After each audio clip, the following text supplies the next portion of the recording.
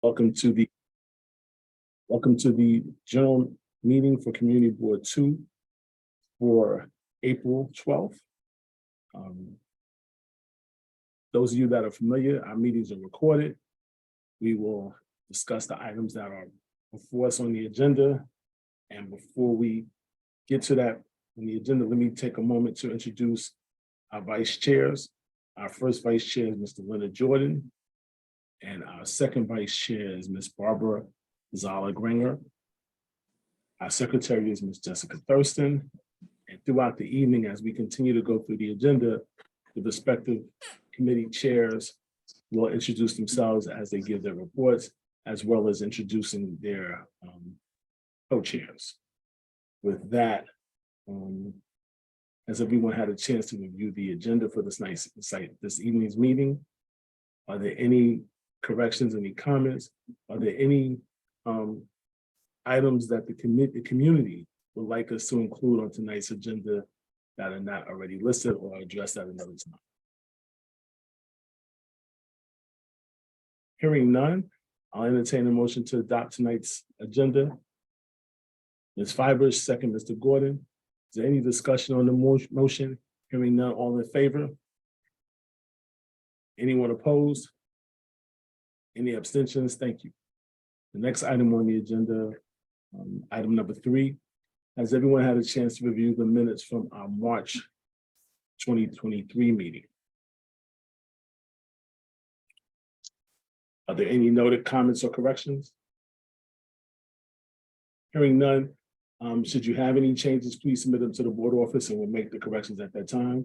I'll entertain a motion to accept the minutes. Mr. Botner, any a second, Ms. Scholar. Any discussion on the motion? Hearing none, all in favor? In favor. Anyone opposed? Any abstentions?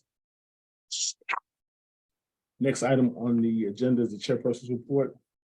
I just want to call everyone's attention to several emails that our district manager, Taya Muller, has sent out. Taya has done an excellent job of recapping many things that are within our district.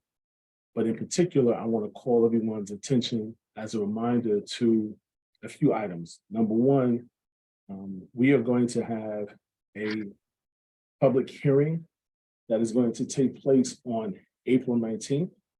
It will be in conjunction with the Land Use Committee. I remind everyone that as per the rules and the regulatory requirements, we are required to have a quorum of the full board. So that's not a quorum of the committee, it's a quorum of the full board of the public hearings. The public hearings that will take place will be one on 280 Bergen. And then there's another item for 589 Fulton. I encourage you, if you've not already done so, familiarize yourself with an email that went out on Monday, April 10th, approximately 5:54 p.m. under the BKCB2 community board email address. And so that will give you links to all of the necessary materials.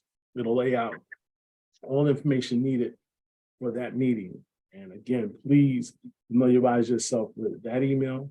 Pay attention to the items that are highlighted, which refer to what the quorum is, who has the ability to speak, when to speak, and then it also highlights what the type of motion types we can make, right? Which is important. We've had several discussions about motion types, not to influence any conversation now, but I do encourage everyone to please familiarize yourself with that aspect of the meeting and the information that was shared from the office. The next item I want to go over is thank you to everyone who submitted feedback for the RFI for the programs that have taken place through the City Hall's initiative. So thank you for all those who provided feedback. I appreciate that. Next thing is we hoped to, in a very short order, have a full listing of the roster of board members. I think, again, an email was sent out from the office. We hope to have that in place soon. Once we have that, then we'll start to, list out our committee assignments. While we're not quite there just yet, if today's weather is any indication of a reminder, we'll soon be entering, and I say soon because before you know it, time will fly, into our summer recess, which typically is we take off the months for July and August. I remind you that if we have to have any business come before the community board, we always entertain a motion, where the preferred method would be for the executive committee to act on behalf of the community board. Outside of things that require a full vote of each member of the community board, that rarely happens. But again, this is just for items that serve as a reminder as we continue to move in to the rest of the year, and today being a great reminder of that.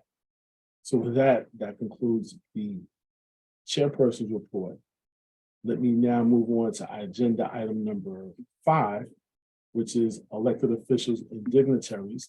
And I just want to take a quick scan to see if we have any elected officials in person. And I don't believe so at this time. So let me start with who I see. Give me a minute as I scan this. So let me start with A.Mingus, who's going to represent Assembly Member Joanne Simon. Hello, everyone. I am Allison. I'm the Director of Community Outreach and Scheduling for Assemblymember Simon. I have a couple things to share with you all. First, in light of the court cases that are happening right now out of Texas and Washington, we just wanted to share with everyone that the Attorney General's office has a resource for anyone in New York State who is seeking legal advice or has questions about abortion access in New York State. It's also for people who want to travel to New York State for abortion. So I'm going to put the link in the chat where you could get more information about the resource, and also what the hotline number is. And then we have two events that everyone is invited to. The Assembly member will be a panelist in a gun violence prevention webinar on Wednesday, April 19th at 10 a.m.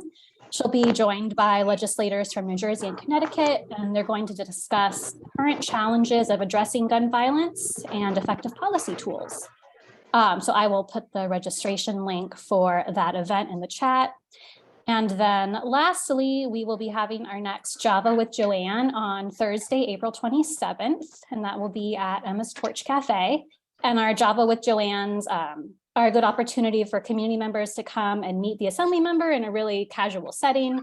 We usually just gather around in a crowd and people ask questions and we have a free flowing conversation. So we're looking forward to that. And I will also put the link for that in the chat.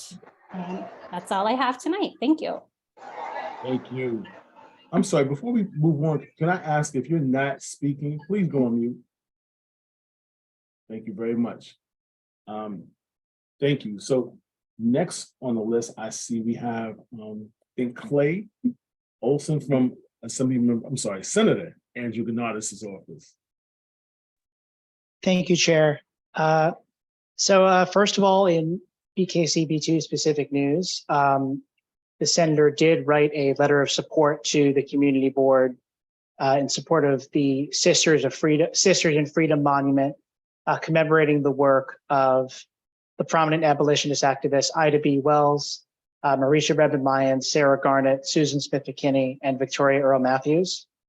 Additionally, as I've mentioned, and as you know on our mailing list, thank you, Tutayam, we hold constituent service walk-in hours every other Wednesday from 2 to 5 at the Brooklyn Heights branch of the Brooklyn Public Library.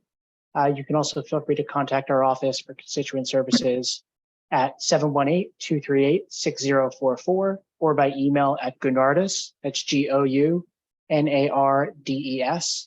nysenate.gov. Thank you. Thank you. Next, I'm going to call on Samantha Johnson, representing Representative Nydia Velázquez. Hello, good evening, everyone. I'll try to make this quick as my colleagues were as well.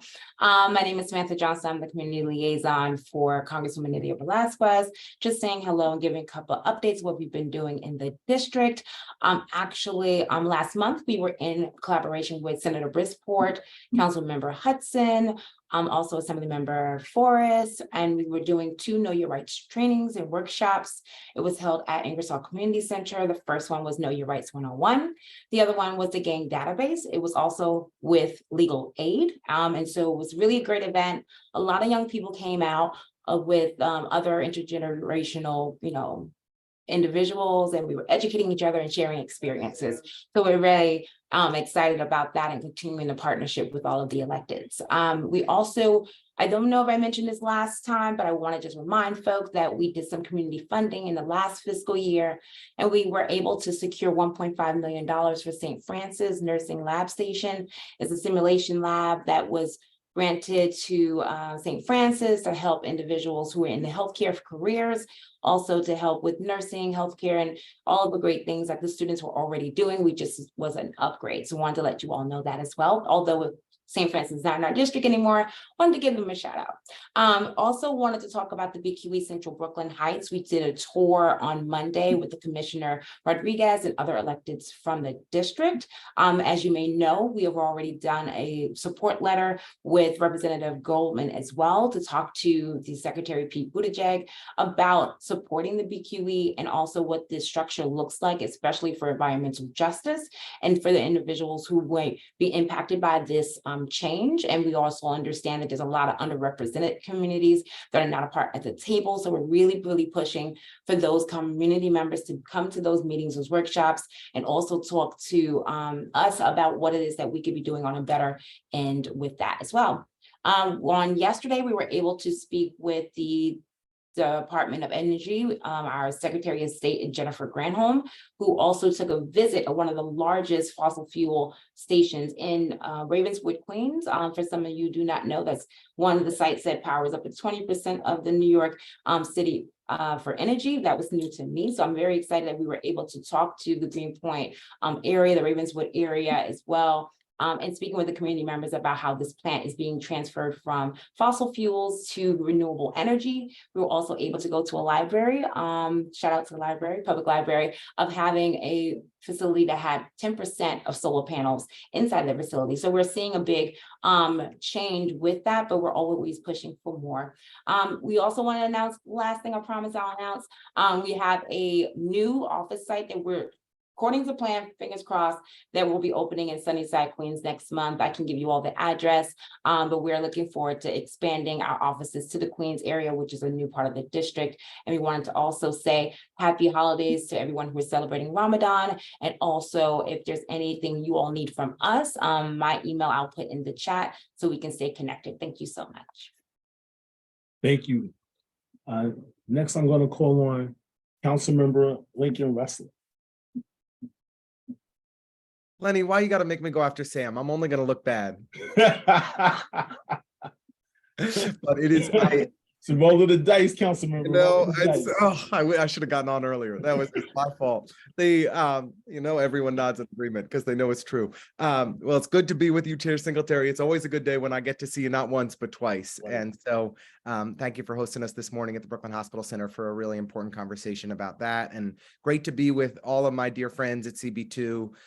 Wanted to share a handful of quick updates from our office, and Arvin Sinwani from my team is on here as well. And if there are any issues that we can ever be helpful with, please let he and I know. Some transportation updates. We're really excited that the Borough Hall station is finally going to be getting an elevator, and work is starting on that this month. They're going to be building a brand new elevator in front of the Joralemon Street entrance to the Borough Hall building. They'll be extending the sidewalk out on Joralemon Street and reducing a lane of traffic so that there's a new elevator as well as space for pedestrians to pass. There's going to be some changes to the median strip that's caused so much tripping and other issues. So DOT and the MTA are working together on a comprehensive plan there that I think is very good. And we're excited to see that move forward and make it a fully ADA accessible station. That work is set to be completed in April 25, although MTA timelines have a tendency to slip a little bit. Unfortunately, that's what we've been experiencing at the Court Street station, where they're working to replace the elevators there now. That was supposed to be done quite some time ago. The latest update we got as of yesterday was that they're hoping it's going to be done by the end of April, but we shall see. We're going to keep pushing on that to try and get that resolved. We've been doing a number of pushing a bunch of new policy at City Hall. A couple weeks ago, we introduced new legislation to expand the ability to install more solar panels on rooftops to make sure that when homeowners and businesses are putting solar on the rooftops, that they can really maximize the footprint of the roof to make it worthwhile. We have outdated bureaucracy in New York City that disincentivizes the installation of solar rooftops, despite all of the tax credits that are available at the city, state, and federal level. And so we hope that can make a big difference, and we're pushing to get that passed. Yesterday, we also put together a comprehensive plan to get the city on track to close Rikers Island. As I think everyone on this board knows very well, the law of the land requires the city to close Rikers by 2027. But under this mayoral administration, the population at Rikers has been going up and up and up. And we need to drive down that population in order to accommodate the borough-based jail plan and really cut that population that's currently incarcerated by about half. And so yesterday, with Councilmember Kevin Riley from the Bronx, he and I and many of the kind of distinguished criminal justice advocates who I know have worked with CB2 and others over the years throughout the borough-based jail plan, we laid out a comprehensive proposal of investments, legislation, policy changes that need to be made to safely reduce incarceration in New York City. We've from 1993 to 2013, we cut the incarcerated population in New York City in half. From 2013 to 2018, we cut it in half again. And now we need to cut it in half one more time. We can do it and do it safely, but it requires us to actually invest in more supervised release, more supportive housing, speed up case processing, where the average length of stay at Rikers is nearly 300 days at this point. So there's substantial investments we need to make. We're in budget season and we're pushing hard to make that happen. We've, as everyone knows, been focusing a lot on filling every single available tree bed across District 33 with new street trees. So starting about 10 days ago, we started our spring plantings. I was out on blocks in Borum Hill and Brooklyn Heights, celebrating new trees that are going in our district. We've got a couple big new tree care events that are happening across the district, just outside of CB2, but I know of great import to our district manager. We're going to be at Myrtle Village Green this weekend with a tree care event on the Bed-Stuy side of our district. And on May 7th, we're going to be in Brooklyn Heights for a big tree care event with the Brooklyn Heights Association. That's Sunday, May 7th. Strongly encourage everyone to sign up. We'll be cleaning out tree beds, softening the soil, putting out processed compost to improve the health of our trees. It should be great. On the BQE, I know it's just it's of concern to many of the folks on this board and many in our community. The elected officials from the kind of Brooklyn Heights area have been meeting consistently. We get together every other week. Congressmember Goldman's team, Andrew Gounardes, Joanne Simon, Congresswoman Velázquez's staff, and myself. And we're pushing hard to get the city to really, the things that we've laid out are we want to see 2 lanes of traffic in each direction, not 3. And we want to cap as much of the structure as possible. And we meet with the deputy mayor who oversees the project every month. We're seeing her again this Friday. Our agenda and our priorities are clear, and we're going to keep pushing. What they did let us know, and this is of interest to CB2, is that they're anticipating ULURP next year. So they're anticipating a BQE ULURP for 2024. So all of us together may have a lot of fun ahead as we navigate that process. They're also planning for parkland alienation in 2024 as well, and that'll be in Joanne and Andrew's court to navigate. So good luck to them. But I mean that I mean that jokingly, because we've really been a great team in navigating the BQE together. And I think the strength of the elected officials being a unified front is of critical import to the ultimate success of the project if it's going to move forward at all.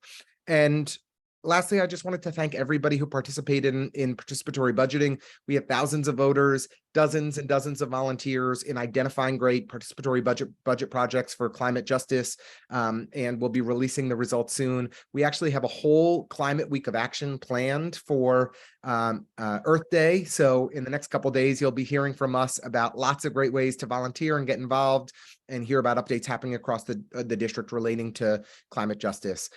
As always, and the last thing I want to say is we got the best applications for CB2 this year. And so we've got some really great folks that we're excited to be appointing in partnership with the Borough President's Office that I think are going to make CB2 even better. I know you didn't think that was possible, but even better next year. So looking forward to that. And thank you for having me.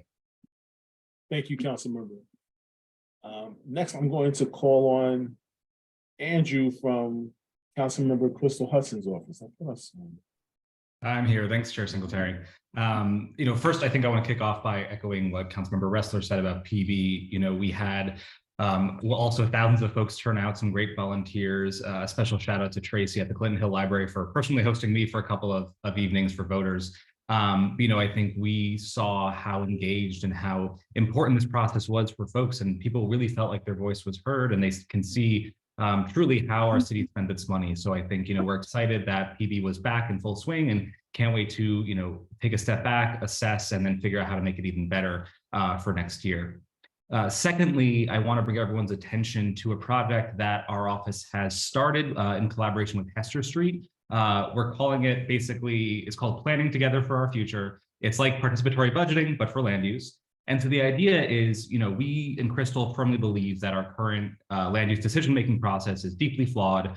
Community members, other than the folks here, sometimes don't know how to shape the outcomes of a new development, where to start, who to talk to. And our goal here is to meet people where they are and try to survey folks proactively so that, essentially when any developer wants to, develop a site, we can have a plan that says, in Crown Heights, folks want this, in Fort Greene, folks want this, in Clinton Hill, folks want this, and have a tailored approach so that on the front end, we can have feedback for developers so we're not kind of scrambling last minute and hoping for concessions. So I'll put a link in the chat for our survey. It's available in English, Spanish, Haitian Creole, Yiddish, and Mandarin. And so please share this far and wide. We're trying to get as many responses as possible to help shape this. We'll also be hosting various in-person workshops. We had one, I think, 2 weeks ago. We'll have more, and so I'll be sure to send them to Taya so that folks are aware. Next, I also want to flag that this upcoming Sunday at about 2 o'clock at the Fort Greene Senior Council at 966 Fulton, we'll be having our next Atlantic Avenue Mixed Use Plan meeting. I know this is in Community District 8, but of course it does involve parts of Community District 2 as well, and Chair Singletary is on our steering committee. And essentially, this one's going to have a walking tour of the project area, so you can see sort of what everything looks like now, and then an open house where folks can talk directly to city agencies, share your ideas for the corridor and the surrounding area. So I definitely, invite folks to come. Once again, that's going to be this Sunday, 2 p.m. at the Fort Greene Senior Center at 966 Fulton.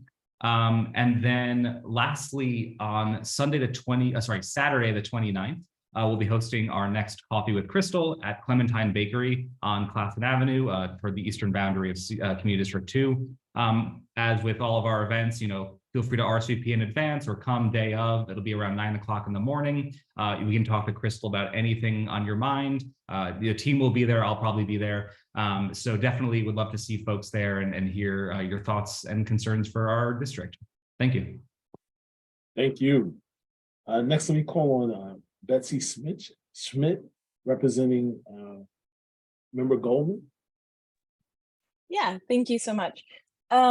So a couple things just to bring up, our district update, which I'll put in the chat. Dan sent a letter to the U.S. Postmaster General, Louis DeJoy, urging him to address the rise in mail theft. We have gotten a lot of complaints about mail theft in Brooklyn. And, again, just if you have something that's really very sensitive, we encourage you to take that to the post office while we work to get this sorted out. And if you need to file this is a long number, but a postal complaint, the number is in there. If you lost something in the mail, you didn't get a check, your passport, something like that, you can file a complaint with the United States Postal Inspection Service. I will just let you look at it because no one's going to remember that number. It's very long. Or do it online, of course, probably easier. Also, the U.S. Department of State is having an issue with a large backlog in passports. We are encouraging you, if you are planning to travel out of the country in fall or winter 2023, Now is the time to renew your passport. The current processing time is 7 to 9 weeks for expedited processing and 10 to 13 weeks for routine service. You have to send in your old passport to get a new one. So that's a couple months you wouldn't have a passport. And so, also if you have travel booked in the next few months, go look at your passport now. And if there's an issue, contact us. We have some tips for that on the report as well. If you have an issue with a passport, you have a trip coming up, you're 2 weeks before that trip and you haven't gotten a new passport, please contact our office. The more time you give us to help, the more we are able to help with the backlog. There's a nonprofit security grant program to address hate crimes. So a lot of these go to mosques, synagogues, things like that. Anywhere that hate crimes might be happening. So there's money available. You can apply online. That website's also on there. And then just a few other things that Dan has recently spoken about. He's called for $800 million for communities caring for migrants and asylum seekers, which of course would include New York to be included in the 2024 budget, as well as another emergency rental assistance program to help ensure affordable housing for low-income households. We saw that with the state, and it would just kind of extend that. So also in the budget. And finally, we also have our art competition, which is open to any high schoolers who live or go to school in New York 10. And I help manage that. I would love to get some more applicants. We only have a few right now. See all the talent that's in the district. You can apply online. You submit the picture online. You don't even have to send us anything. It's pretty quick. So if you know a high schooler in your life who is into art, have them submit that. And that is due May 1st. I think that is everything. Thank you. Next, I'm going to call on L.Tauber, representing the Brooklyn Borough President's Office. Hi, everyone. My name is L.Tauber. I'm the Legislative Director for Borough President Reynoso. I think you're all probably used to seeing my colleague, Daniel Abramson. He's off on paternity leave. Baby and family are doing great. So just a few updates from our office. On the 31st, Borough President Reynoso announced the appointment of Reverend Kimberly Council as Deputy Borough President. Prior to her new role, she was the assistant pastor of Greater Mount Pleasant Baptist Church in Crown Heights. She is going to be leading faith-based work and other special projects in our office, as well as just being out in the borough, attending lots of events. So you're sure to meet her soon. She's going to start with us actually on Monday of next week. We've had a couple exciting events at Borough Hall. We hosted a Ramadan Iftar on April 5th. We hosted a Women's History Month event on March 30th. And we released a report with the New York Academy of Medicine on age-friendly Brooklyn, which made recommendations for the borough's population of older adults to age in place with dignity. I can share some more about that.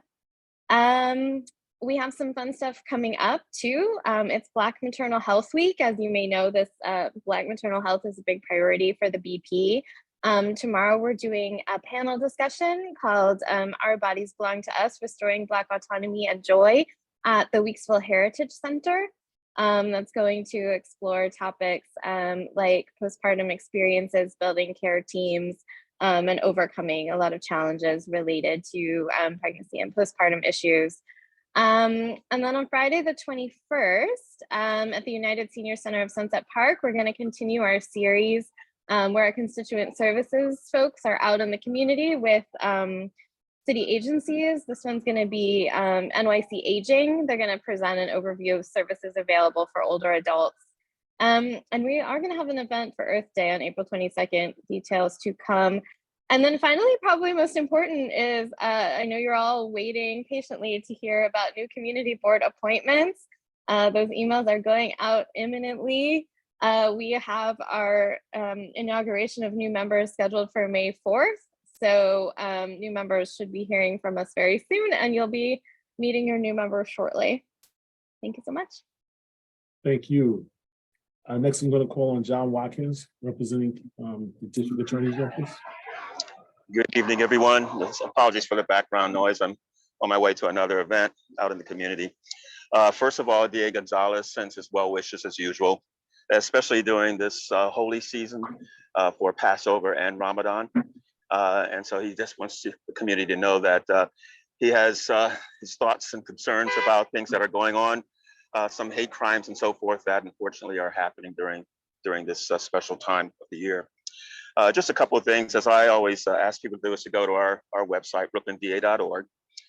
Every day, just like yesterday, there was a press release that came out about a situation that occurred over a year ago where there was a construction worker that was killed in an unfortunate accident. The owner of that project was warned repeatedly about safety issues and ignored them. And now, unfortunately, a person was killed, but that project developer has been brought to justice. So stories such as that are on our website, brooklynda.org. Also, there's been a rash of ATM burglaries. You have thieves that are going and ripping ATM machines literally out of the stores and from outside of bodegas and so forth. People are being indicted and arrested on those crimes and so forth. Lastly, I just want to alert the community to a partnership between the DA's office and the state attorney general's office, Letitia James, a gun buyback situation or event, I should say, that's coming up on Saturday, April 29th. We have these probably 3 or 4 times a year. The DA and other law enforcement agencies, including the AG's office, is really very, very concerned about getting these illegal and deadly weapons out of the hands of criminals and off of the streets. Oftentimes you have many innocent people, such as children, who acquire these guns and unfortunately end up harming people. That's all I have to say for now. Best wishes to everyone for a happy spring, and I'll talk to you all next month. Thank you. Bye. Thank you. I see we have a representative this evening from the Public Advocate's Office. I believe the first name is Emmett.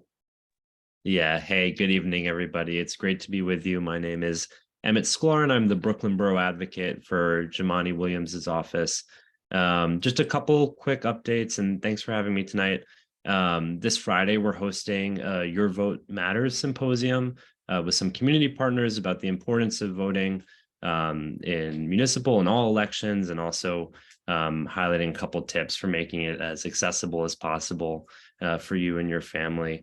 From last week, we rallied for good cause eviction and housing access vouchers with some of our partners. That was at City Hall, where we also were again this week calling on the state to pass the Access to Representation Act, which would make sure folks facing deportation in our state have access to legal representation. We also hosted a Trans Day of Visibility with community partners and a community iftar. So happy holidays to all those who were celebrating Passover, Ramadan, Easter this last week.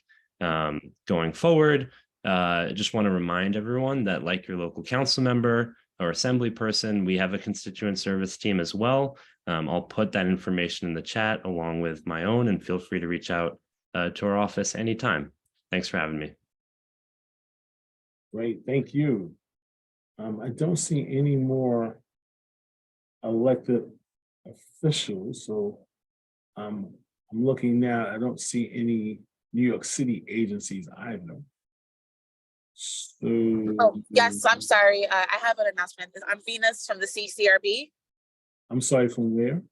From the Civilian Complaint Review Board. This is Venus Gansberry. I'm commuting. I'm currently driving, so I can't put my camera on. My apologies. Hi, Venus. How are you? I'm doing well. Good evening, everyone. Happy Holy Holidays. I'm Venus. I'm Brooklyn Outreach for the New York City Civilian Complaint Review Board. We investigate, mediate, and prosecute police misconduct of members of the NYPD. You can file online at our website. You can file in person at our office, 100 Church Street, Lower Manhattan, 10th floor. We investigate allegations of excessive force, abuse of authority, discourtesy, offensive language, and we also have a racial profiling and bias-based policing unit, and we also investigate allegations of sexual misconduct. I put my information in the chat when I first joined, but I could re-add that information once I get a moment. But I have one brief announcement. May 10th at 6:30 p.m., we are having our Brooklyn board meeting at Restoration Plaza, 1368 Fulton Street. And this is a great opportunity to voice your questions, comments, concerns about policing in your community. I hope no one has any negative interaction with police, but if you do, this will be a great time to address our board. And we also are going to have investigators on site and our civilian assistance unit, that is our trauma specialist. So I can put the flyer in the chat, or I'll send it to the Gmail. I'll send it to the email. But thank you guys again for having me. May 10th at 6:30 p.m. Restoration. It's going to be our Brooklyn board meeting, and I hope to see everyone there. Have a good night. Thank you. Next on the agenda is committees for action. We'll start with Health, Environment, and Social Service. Good evening, everyone. I'm Brandon Smith. I'm Chair of Health, Environment, and Social Services Committee. I'm delighted to have as my co-chair, Ms. Nicole McKnight. I'm going to get started with our items from last week's meeting.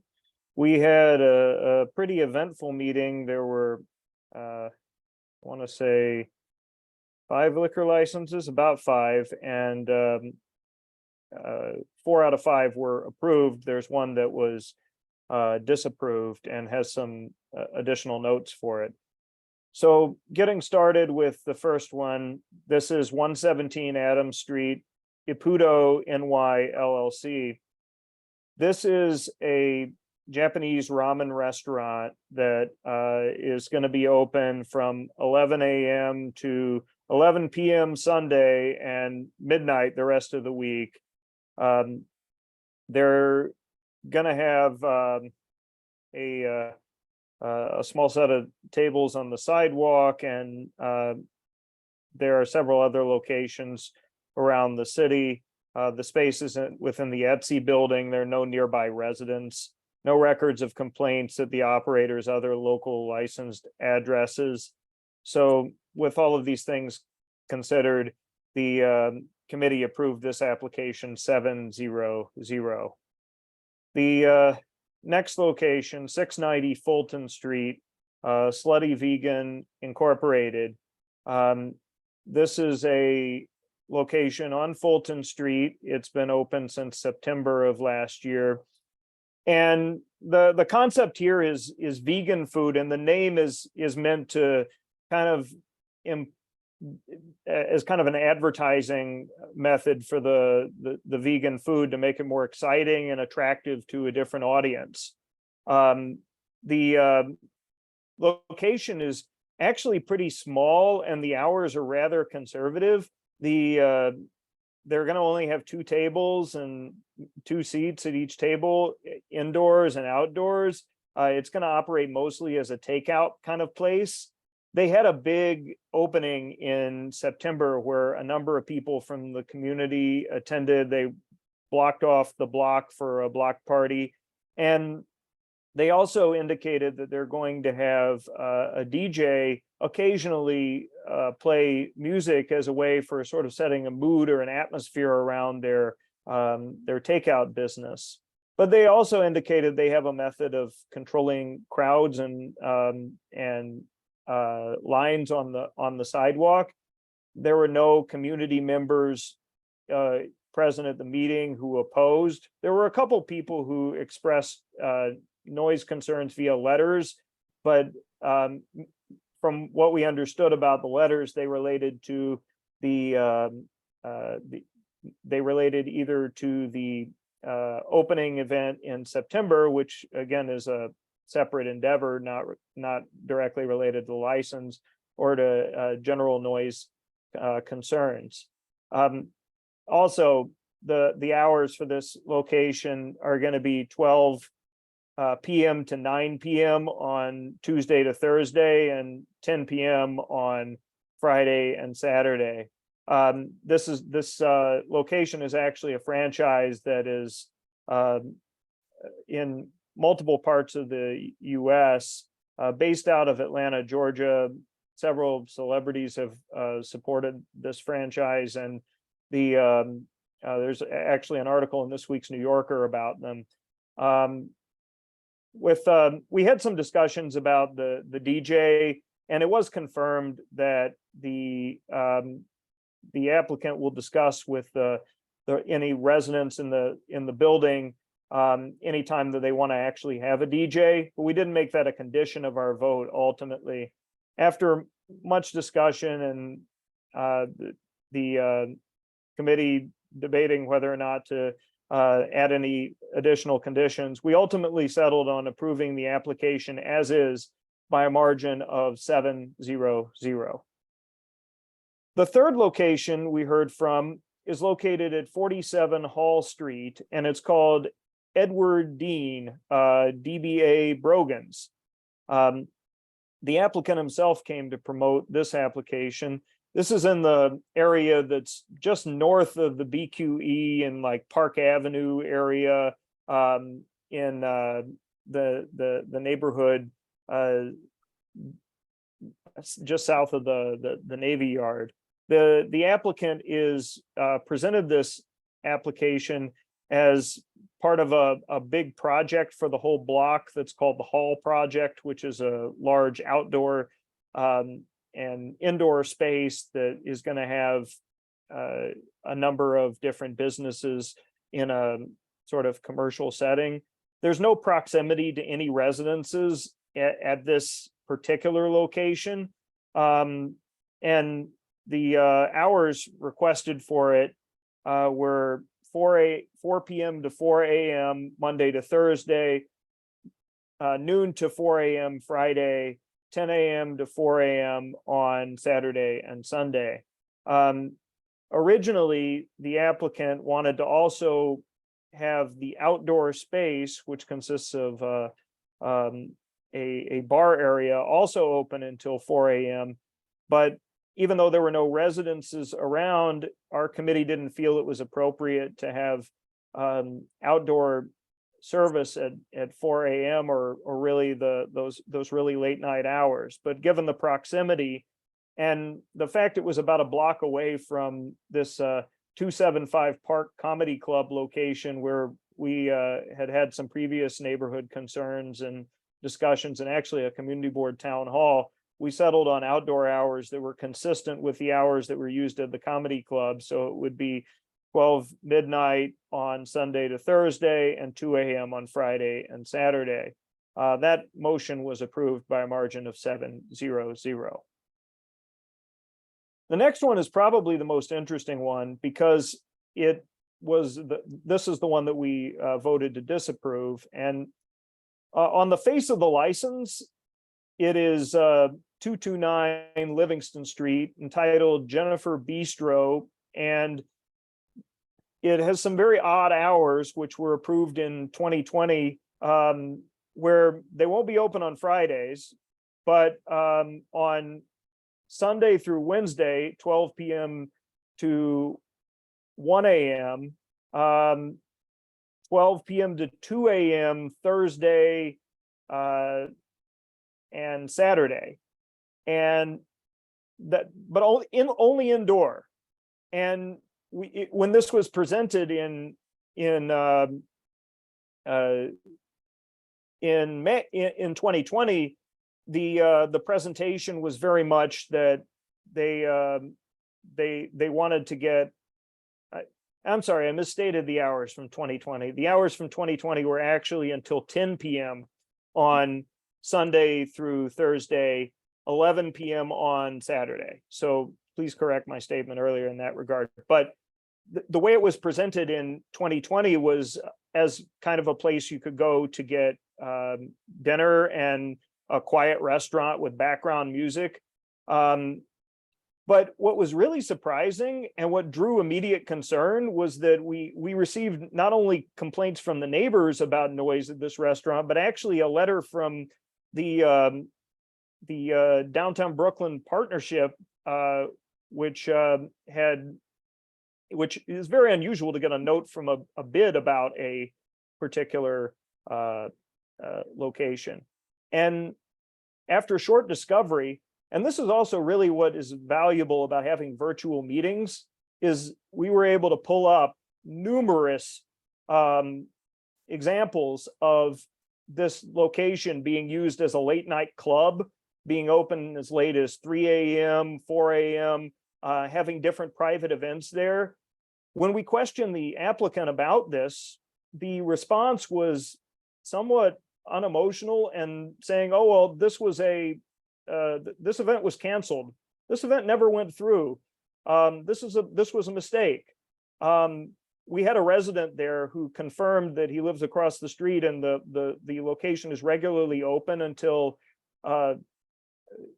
after 10-11 p.m. when they were licensed. And quick perusal of Instagram and Facebook could reveal that this location is going by a number of different names, like the Downtown Club, and actually maintains a separate website that where it's operating as a club. And there's further apparently an event that's going to go on until 4 a.m. that is being advertised for April 22nd. And it appears that the applicant said that this event has been canceled, but it seems that at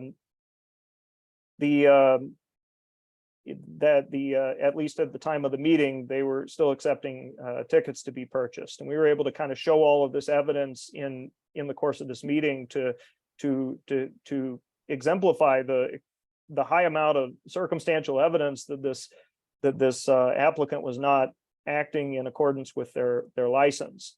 So the whole point of this presentation was they wanted to extend their hours from 10 p.m. to 1 a.m. and we were not in favor of extending these hours as a result of listening. And what we did further was we voted to disapprove the request to extend the hours, as well as to limit the existing hours so that they close at 10 p.m. every day of the week, and further to request a formal censure from the State Liquor Authority for the apparent operating outside of their existing license.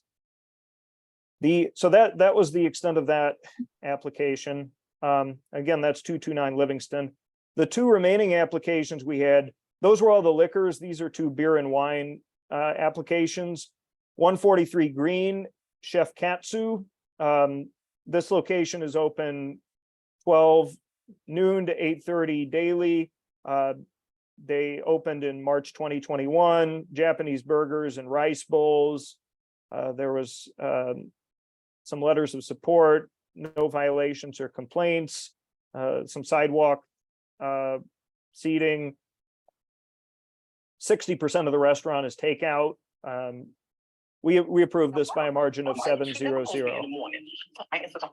Sorry, there's some feedback.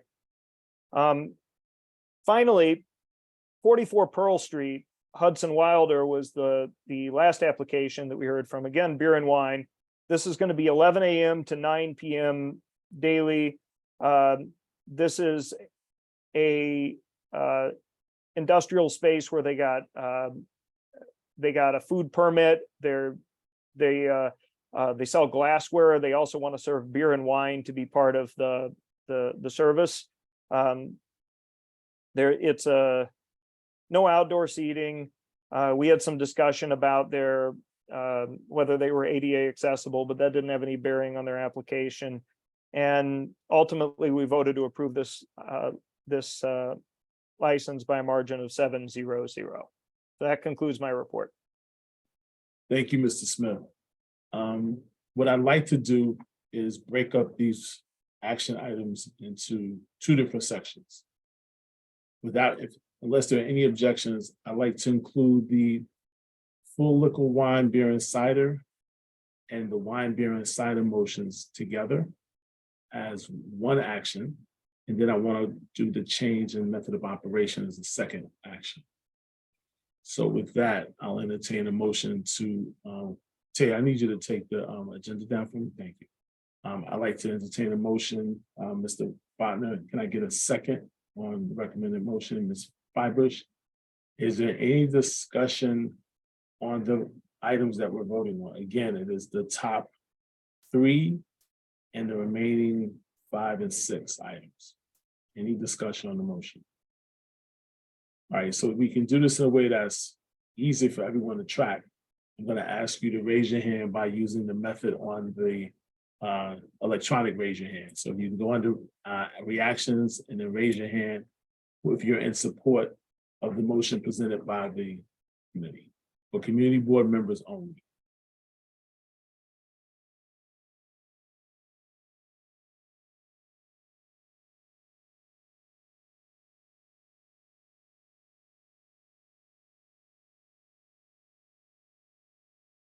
Jessica, you got that? Okay. Yeah, I do. Can I ask you to lower your hand, please? Please lower your hand.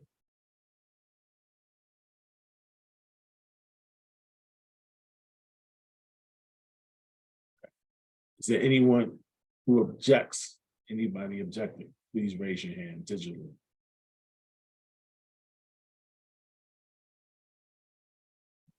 Is there anybody abstaining? Please follow the same format.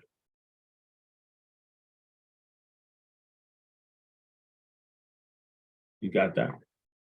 All right, great. Thank you, everyone. Now let's take the change in method of operations. I'll entertain a motion to accept the committee's recommendation. Mr. Flournoy can second, Mr. Quint. Any discussion on the motion? Ms. Zollig-Ringer? Thank you, Chair Secretary. I was just wondering, was there any discussion at the committee level about voting to disqualify them entirely? Well, not at this time, just because at this point, the liquor license isn't up for renewal. And it's been our process at this, when we identify violations, to notify the SLA of the violations. And then it's the SLA's decision to potentially take enforcement actions from there. Thank you. Any other discussion on the motion, Mr. Flournoy? Yes, I was just kind of curious. You mentioned that the Downtown Brooklyn Partnership sent you a letter. What was the content of the letter itself? The content of the letter was effectively expressing concern about the noise that was coming from the location. I believe I have it somewhere. It may take me a second to look for it. Mr. Smith, that's fine. Summation is helpful. Yeah, I don't need you to try to pull the letter up. To which how you surmise it is fine. Bill, does that answer the question? Oh, by all means. I was just kind of curious that the fact that Mr. Smith mentioned that this was unusual, I was kind of curious what they were actually saying. Is there any further discussion on the motion? Seeing none, please raise your hand following the same format. If you could raise your hand digitally, that would be helpful. Helps the secretary coordinate the responses.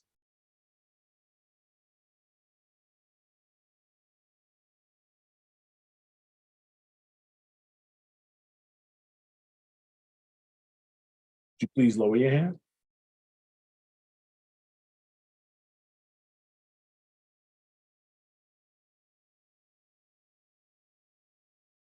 Okay, is there anyone who's opposed to the committee's recommendation? Please raise your hand. Is there anyone abstaining from the committee's recommendation?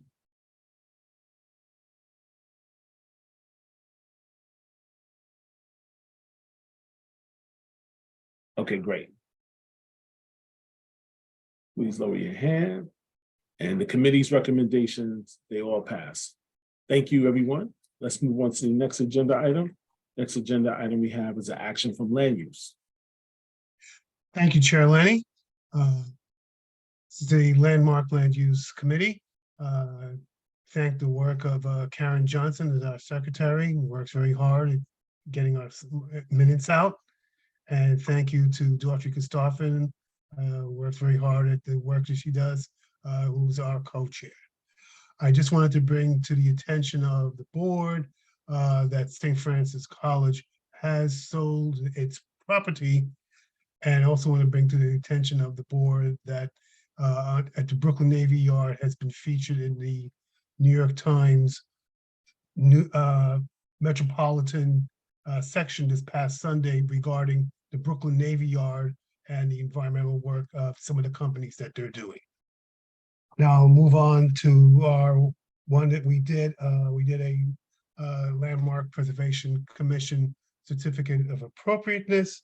We met on March 15th, and it's regarding 64 South Portland Avenue, which is in the Fort Greene Historic District. The applicants have asked for replacement of aluminum or to put in new aluminum windows on the front and facades of the property. Normally, the Landmark Preservation Commission would have handled it if it's just a single window. However, these are they call them 2x2. So they had to come to us for approval. Applicant came to us, we discussed it, and we like what we saw. The work is good, is reasonable, and we approved it 11-0-0. And we ask for your support and approval of the application. I'll entertain a motion to accept the committee's recommendation. Mr. Botner, can I get a second? Did I see Ms. Blunt's hand go up? Oh, can I get a second? I'll second if nobody else does. I'm gonna go with Mr. Lee on that one. So Okay. Any discussion on the motion? Hearing none, please raise your hand digitally. All those who are in favor?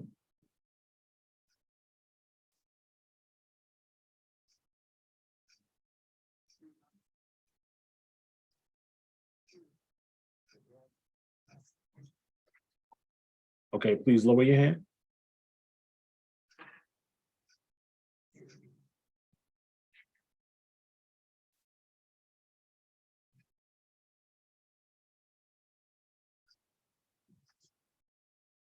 Okay, is there anyone opposed to the committee's recommendation?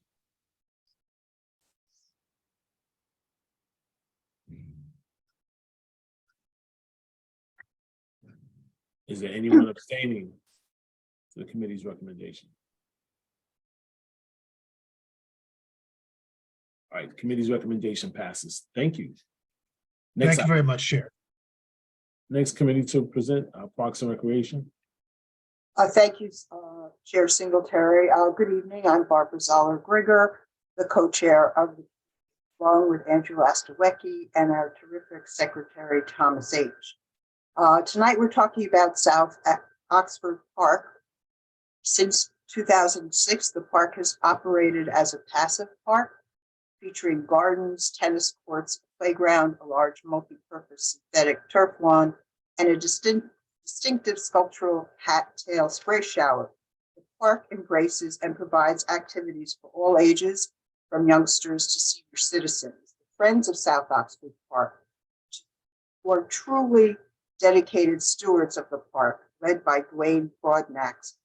The Friends group was established in 2007, and throughout the time, 16 years, it has members of the group have voluntarily managed the daily opening and closing responsibilities of the park, which had been open from 7 a.m. to sunset, as well as executing a year-round schedule of 3 all-ages community events, including park cleanups, plantings, free giveaways, jazz performances, and other related activities.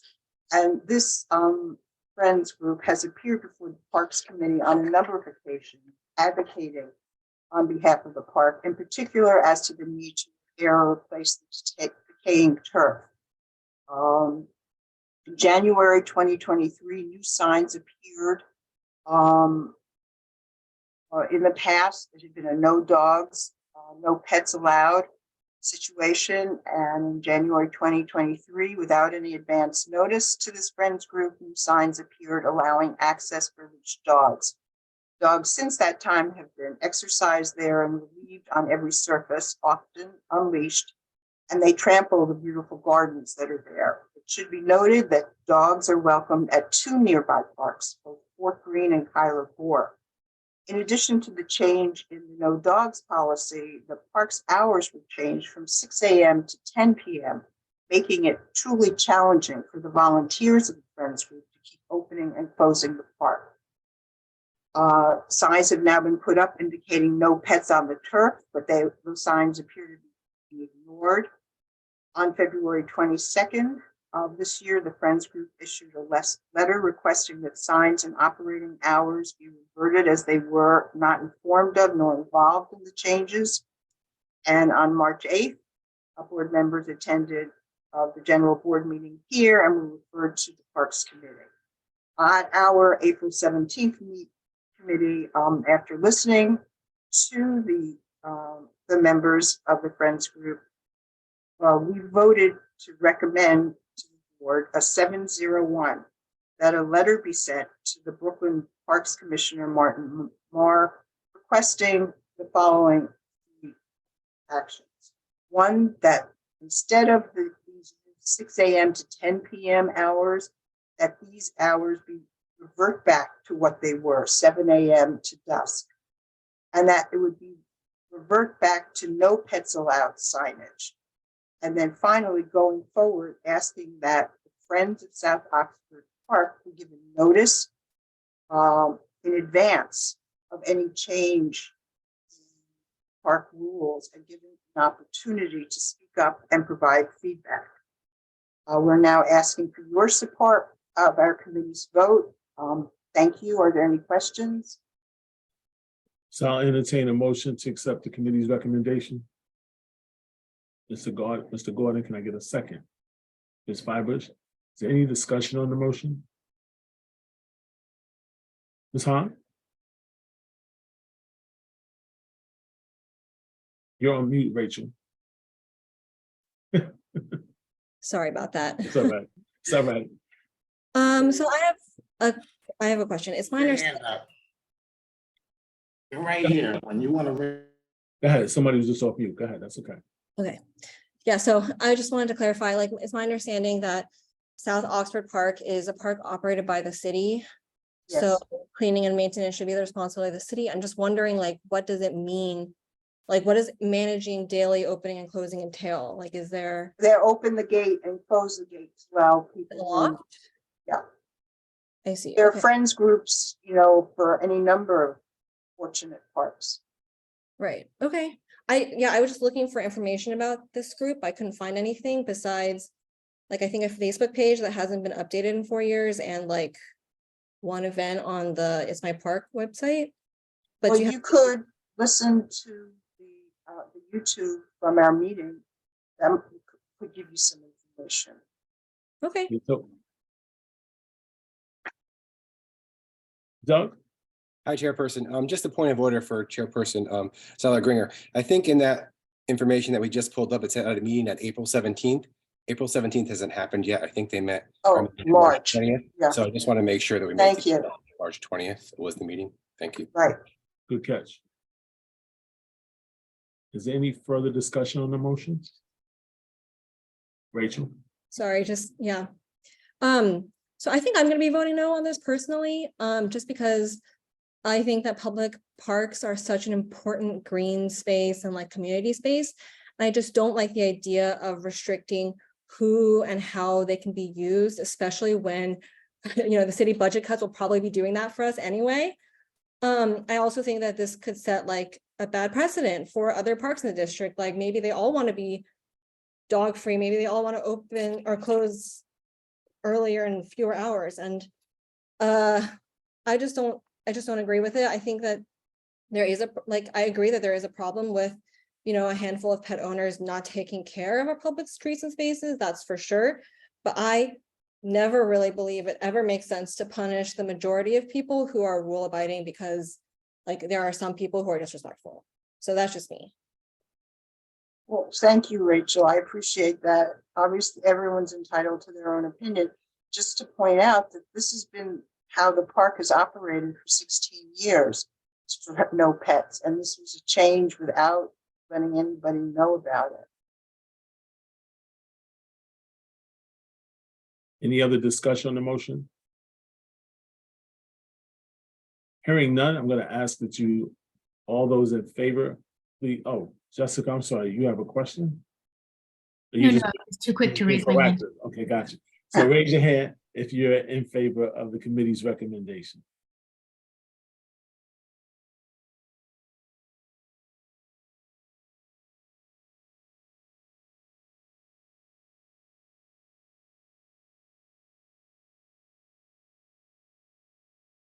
Please lower your hand.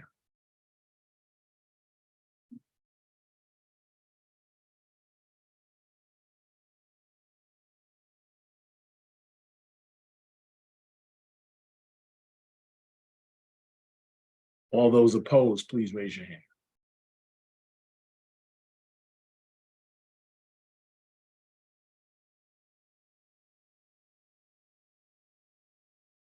Please lower your hand. Anyone abstaining, please raise your hand.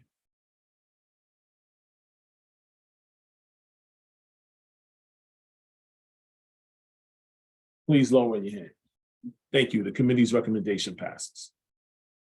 Next item on the agenda is agenda item number 8, committees to report. We're going to start with economic development and employment. Okay, thank you, Chair Singletary.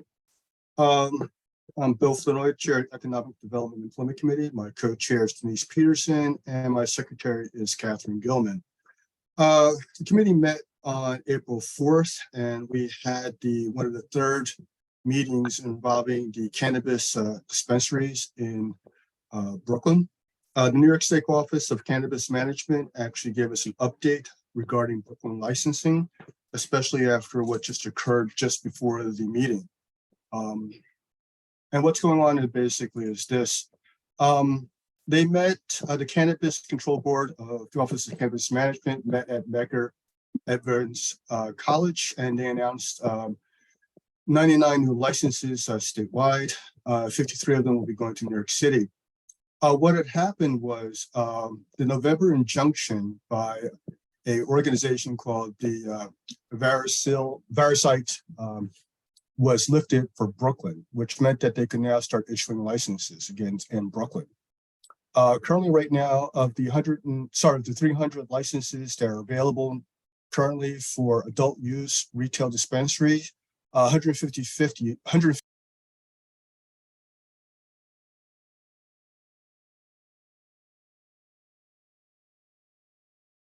So I don't know if that's a self-imposed time limit, but you went back on mute. I was accidentally muted. Okay. I didn't know what was going on. Okay. Okay. Yes. I thought it was important that what I had to say. Okay.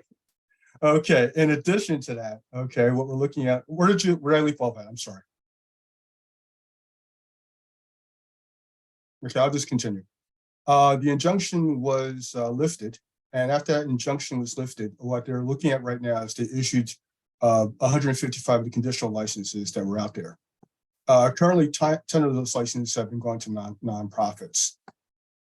We reviewed the different licenses. We had discussions about tax revenue, banking, conditional licensing, locations of dispensaries, and also we talked about the future of on-site consumption. The discussion was it was a very long discussion. One of the things we're looking at is currently the community boards only have 30 days to comment on any dispensary license once it's been submitted to the board office. We mentioned that we requested that the CBO extend this to 45 days because we felt that 30 days was not enough time for the presentation to come before the committee and then go before the board for approval. So we requested that they extend it to 45 days. Currently, right now, the CBO is reviewing the recommendations that were given to them by the public in regards to the MRTA regulations. Once they actually have decided on what they will feel the regulation should be, The community board will then have an opportunity once again to comment on those regulations. Currently right now, just to give you an idea of where we are, they issued 3 licenses were awarded to Brooklyn, 21 licenses were awarded to Manhattan, 17 licenses were awarded to Queens, and 24 licenses were issued to Long Island. And currently, there are only 3 legal dispensaries in Manhattan, 3 upstate New York, and 1 in Queens. The belief is there are 1,500 illegal stores in New York City. The committee, of course, after hearing that, we discussed the enforcement of these illegal dispensaries.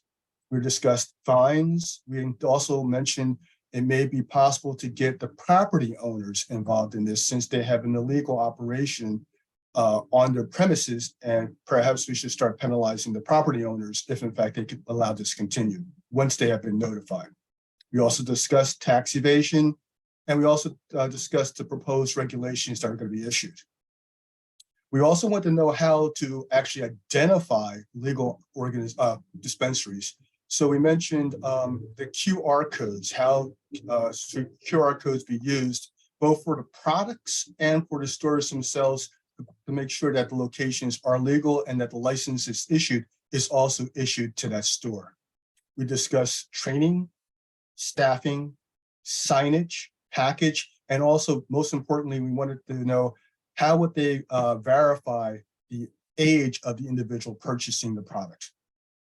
Right now, currently there are about 279 conditional cultivator licenses that are up for review, 400 adult conditional processing licenses up for review, and 66 conditional adult use dispensaries licenses up for review.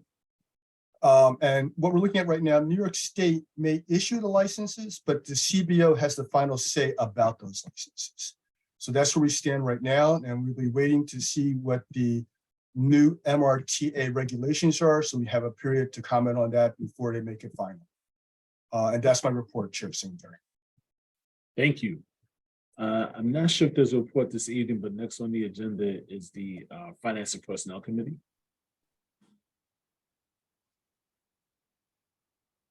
Okay, moving on, Transportation and Public Safety. I know the chair, Sid Meyer, is not with us this evening. For those who are not aware, Esther Blount serves as the vice chair of the Transportation Committee. John Quint serves as the secretary. Ms. Blount or Mr. Quint, are either of you prepared to have a report this evening? Yeah, Lenny, it's John Quint. I have a report. We met last month. We meet again a week from tomorrow, and there were two matters on the agenda. One, Councilman Restler has already talked to you about it, and that was a presentation from New York City Transit about the renovation at the Borough Hall station. It's to make the 4 and 5 platforms, which are separate, Manhattan bound and outbound to the rest of Brooklyn platforms are separate platforms, accessible, ADA accessible from the street.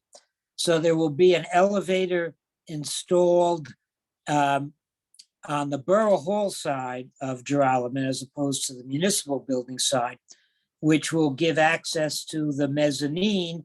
And then there will be elevators on both sides of the mezzanine, so there will be access to the platforms.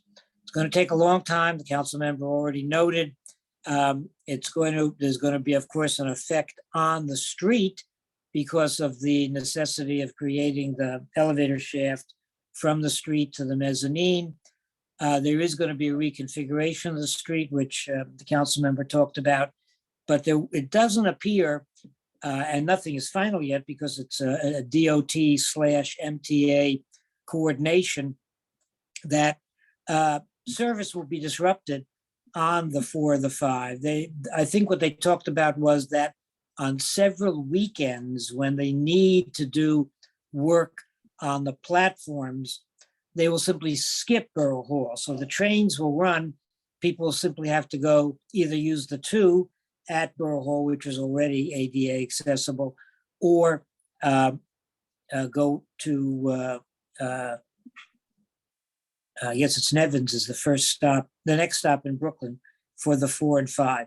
And the other thing we talked about, which is noted in the agenda, is open streets. It was simply a discussion to collect comments back to DOT. We learned, because we went through them with detail, that there are 11 open streets in the community district. Several of them are play streets for schools, and therefore they're only open school days and weekdays when there is school and are only on a block. Several of them are less than are only on certain days or for limited hours. And the only concern that there was any discussion from any members of the committee or the community, who we had a very large attendance, were two issues, two open streets. One block of Washington between Front and Water, which can only be called take my picture in front of the Manhattan Bridge spot. You'll see that picture everywhere on everybody's Instagram and in commercials and everywhere. And there are businesses on the street. There was discussion of the hours, but there was general approval of that street. The other one is the perennial Willoughby Avenue, not Willoughby Street, Willoughby Avenue between Fort Greene Park and I think it's Classen. We've reported, the committee reported in earlier times, and the board voted to approve the committee's recommendation that the 24/7 operation on those many blocks be reduced to morning to evening and not overnight, and that it be well signed, because the signage was and may still be inaccurate to and scares off, my word, scares off people who are entitled to enter the block with vehicles but won't do it because the signage is confusing, and that includes deliveries, Ubers, accessorides, and even residents. And we also voted in that resolution to take the last block between, again, I think it's Washington and Classen. I'm not looking at my notes at the moment, to remove it from the open streets. Now, that was a compromise the committee came up with. No one was happy with it, which means it's probably good. And DOT, having heard the board's position, agreed to take that one block out and agreed to improve the signage, but did not agree to reduce it from 24/7 restrictions. And that was the many comments for and against the open street. And all of those comments are being compiled and will be sent to DOT. And we will see if, I saw the note, Washington and Hall. Thank you, Mr. Rogers.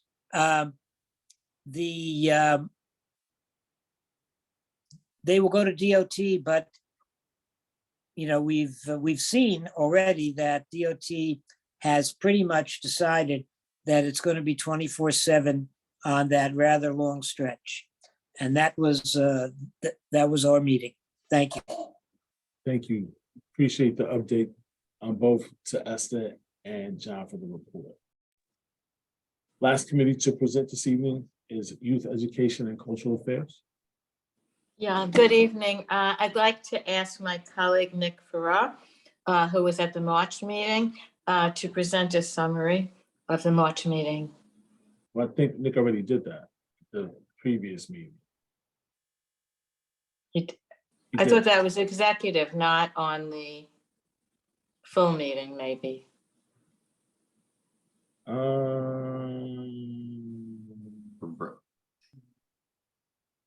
What the heck? Let's do it again. You can give us a brief, quick update. I thought you did, but let's do it again. Sure. Good evening, everybody. Nick Ferreira. Thank you. I think it was the executive, but I appreciate it all. it all jumbles together. So yeah, on our March 22nd meeting, we had two presentations. Our first presentation was from District 13. We had Sylvia Wallace Anderson, who's an attendance administrator, as well as Principal Everbell Bishop from PS 287, and they presented on chronic absenteeism in the district.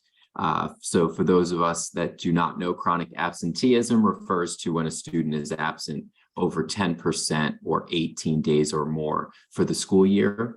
Some of the issues that they let us know about that would impact young people who are chronically absent, things like literacy performance by third grade, struggling when they get to middle school with their coursework.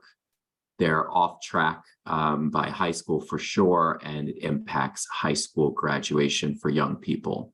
Schools have teams built around attendance. They have attendance teams at most, if not all, schools. And District 13 did report out that they have set a goal for 37% this year, chronic absenteeism, and they're almost there, down to 37.2. The city's goal is 30%.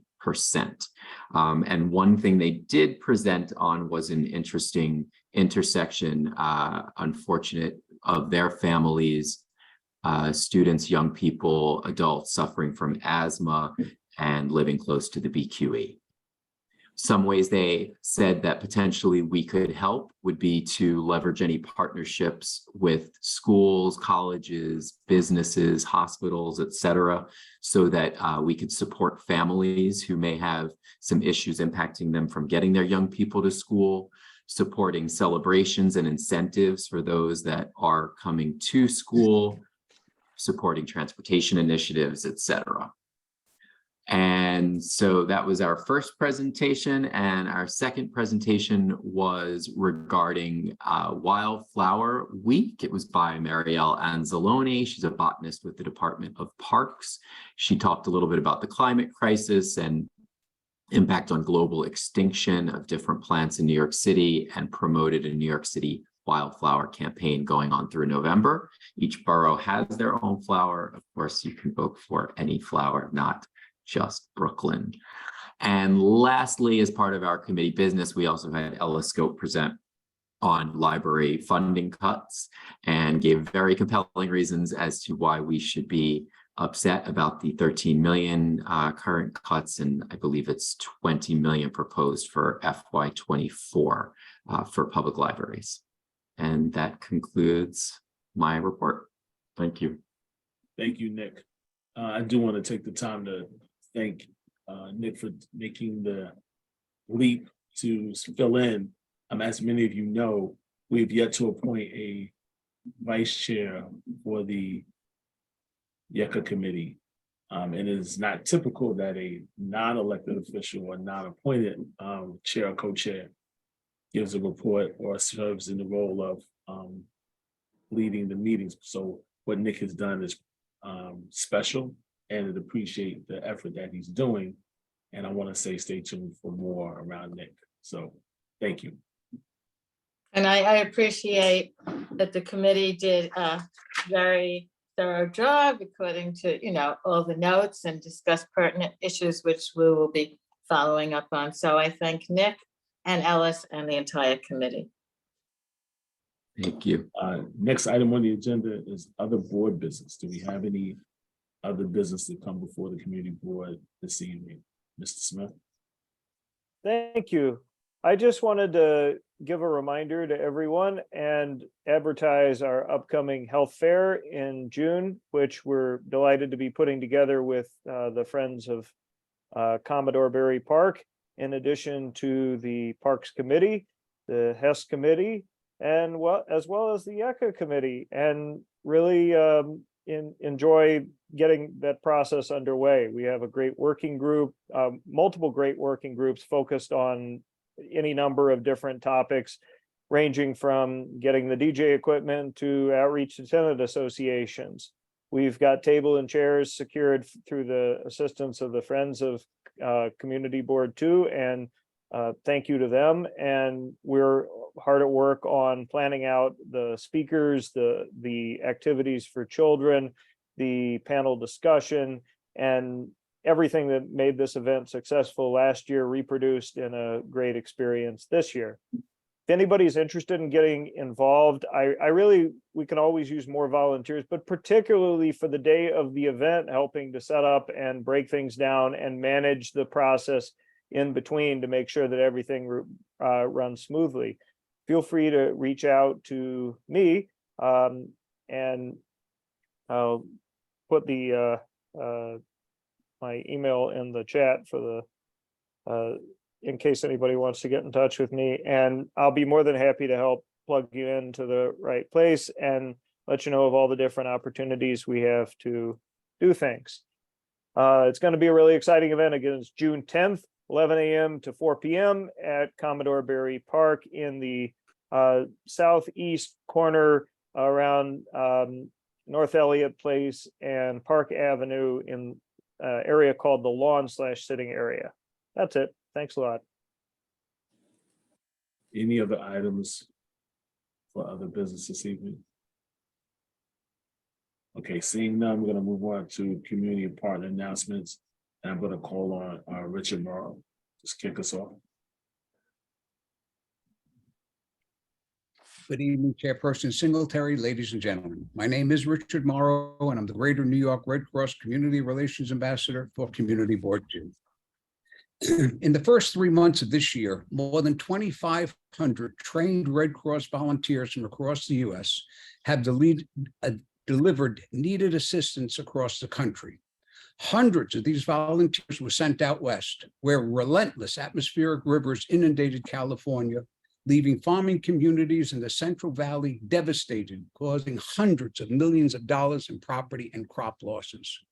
Across the South and Midwest, hundreds more provided assistance after deadly tornadoes and storms ripped through multiple states, upending entire communities. Working alongside our partners, these Red Cross volunteers have provided, as of April 4th, more than 25,000 overnight stays in emergency shelters, over 230,000 meals, and more than 18,000 relief supplies to households in need. The danger isn't over. In the coming weeks, more severe weather and possible tornadoes are predicted for many of the same communities already hit by these devastating storms.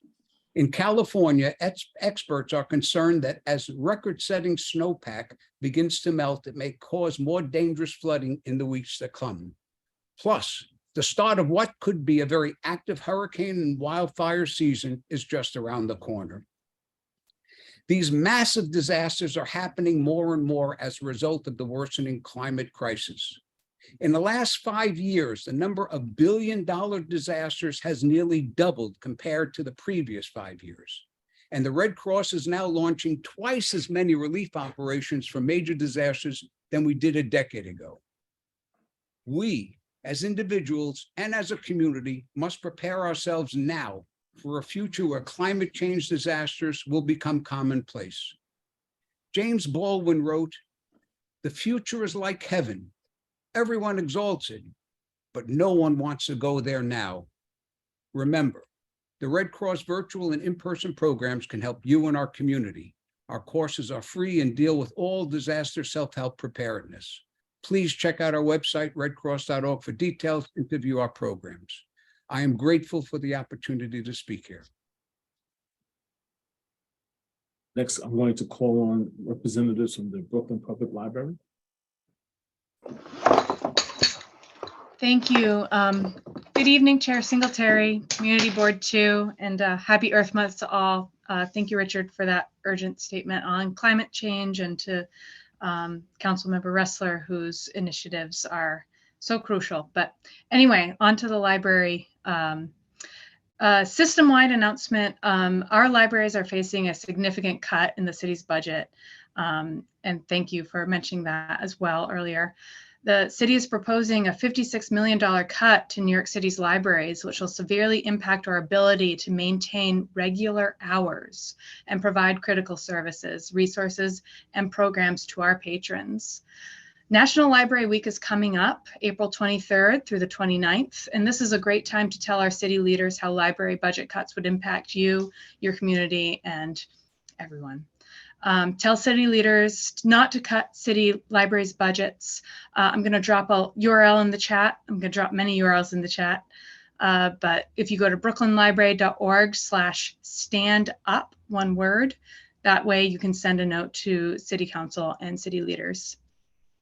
On the Adams Street Library front, so my name is Kat Savage, by the way, I'm the branch manager at the Adams Street Library.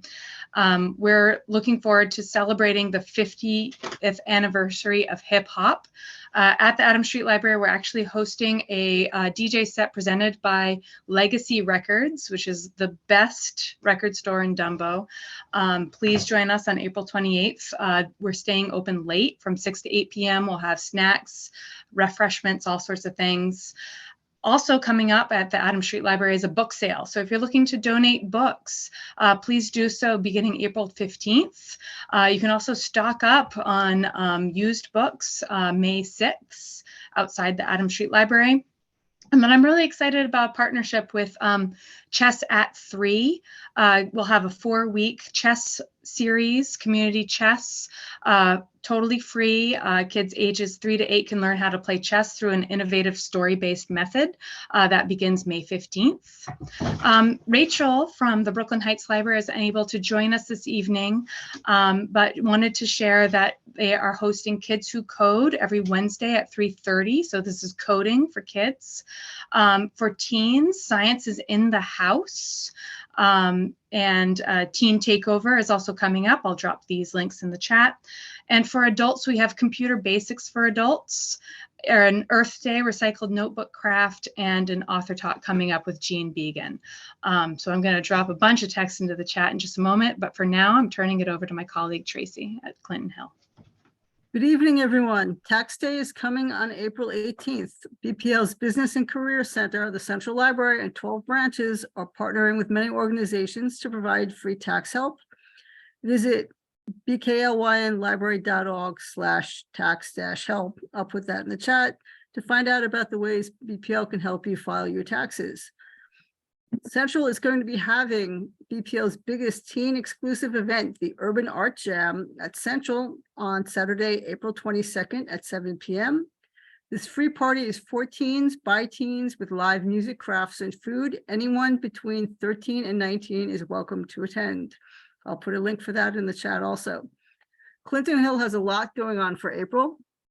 Pilates has restarted on Saturdays from 10:30 to 11:30. Mats will be provided.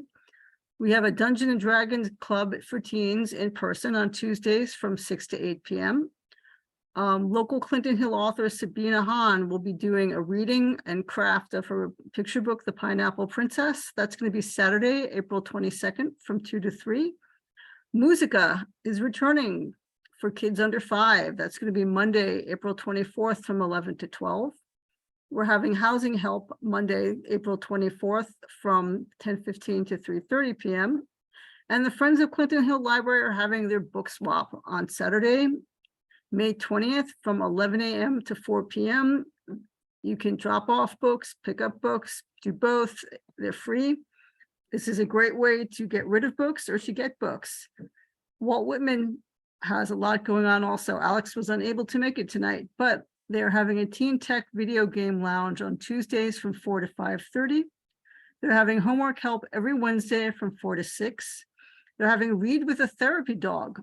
First come, first serve, 6 slots, 10 minutes each this coming Saturday. I'll have a link in the chat for that. And they are having English conversation every Monday from 4 to 5:30. All levels are welcome. Thank you very much and have a good evening. Thank you to the library. Next, I'm going to call on the Brooklyn Navy Yard. Thank you, Chair Singletary. Hi, everybody. Ethan Mulligan, Director of Community and Government Relations for the Brooklyn Navy Yard Development Corporation. I returned from paternity leave in February, just past your meeting. So I missed you in February, and then March I had a commitment that I couldn't miss, but I'm glad to be back with you. I wanted to thank Mr. Gordon for pointing out the recent New York Times piece about the Navy Yard. The name of that piece is "The Brooklyn Navy Yard has become a lab for planet-saving tech." I won't summarize it here for you. I'm sure all of you Times readers will like to get through it or have already. But I think it's very poignant with what Mr. Morrow is saying, obviously with Councilmember Restler. The idea of planet-saving tech is very important. And at the Navy Yard, when you read the article, you'll see that tech doesn't mean just software, it means hardware. And that's because we have designers, engineers, manufacturers, prototypers, all those kind of folks working on that kind of equipment. And there's another story from March 31st, 2020, that's called "A Wartime Factory in Brooklyn is Fighting Coronavirus."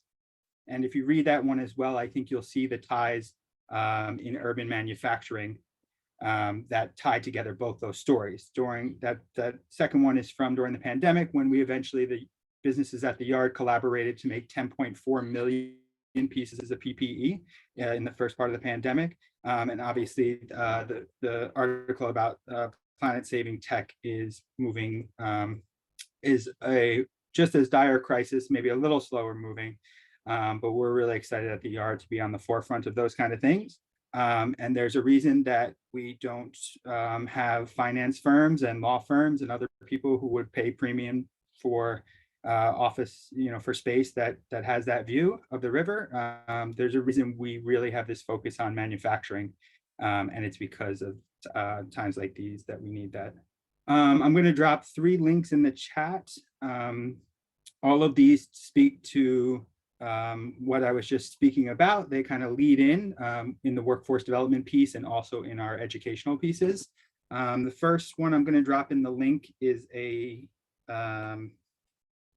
I'm sorry, my computer's freezing up. Okay, I'll drop them in after I speak. So I'll just let you know the STEAM Center, who some of you have been to. Those of you who haven't, please come on down on April 27th. That's the CTE High School at the Navy Yard, 300 students, 5 pathways, doing amazing work. This is your chance to meet the scholars. It's a free event.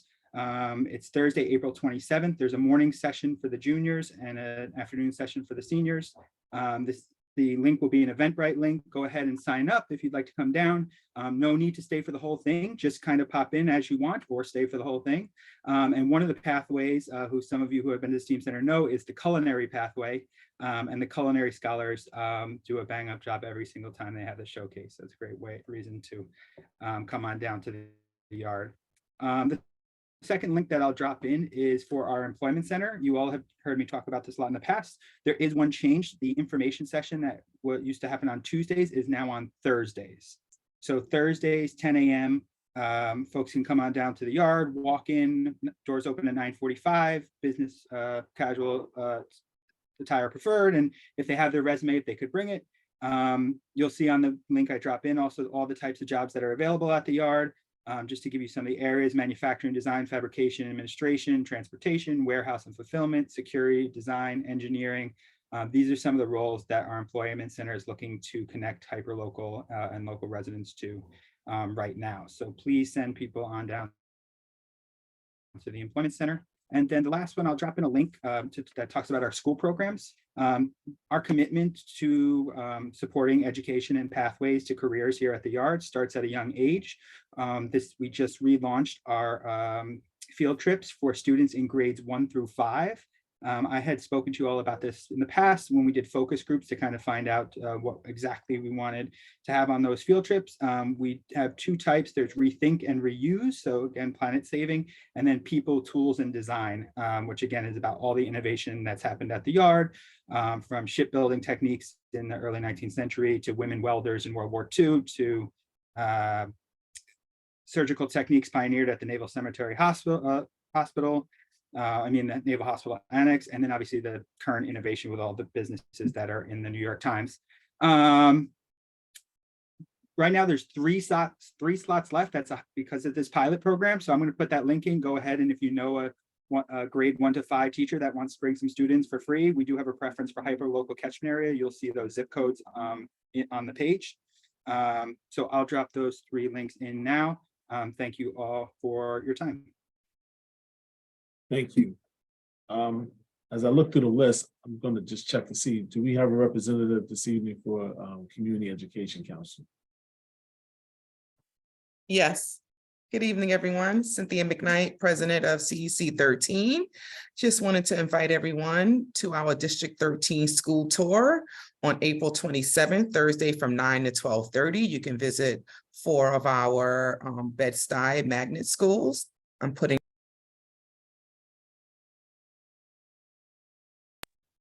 Sorry, can you hear me?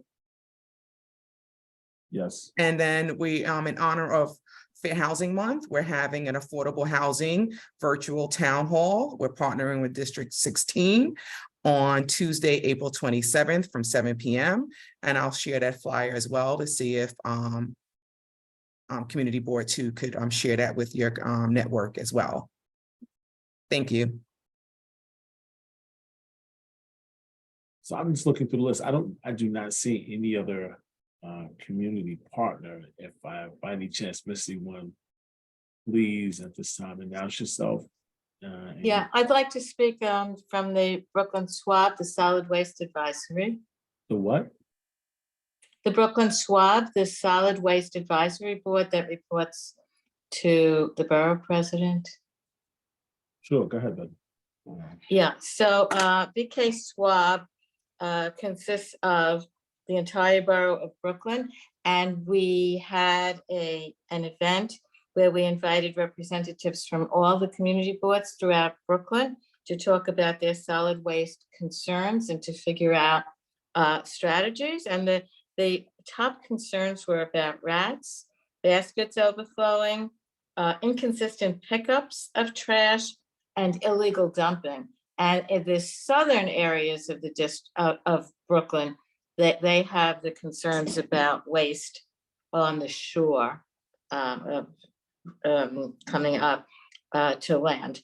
So we have representatives from the borough president's office and from DSNY to look at these issues and try to, move these concerns forward.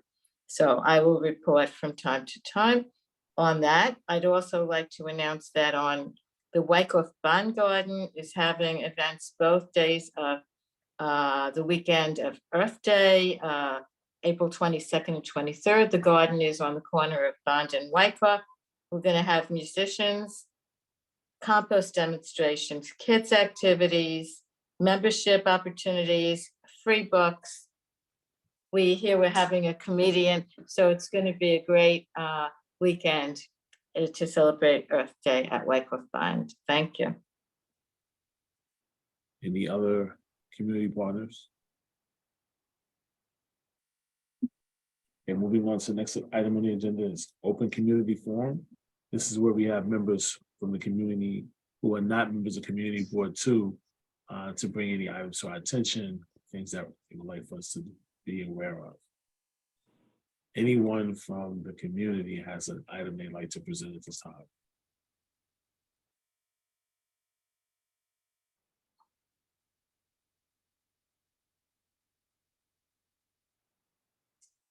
All right.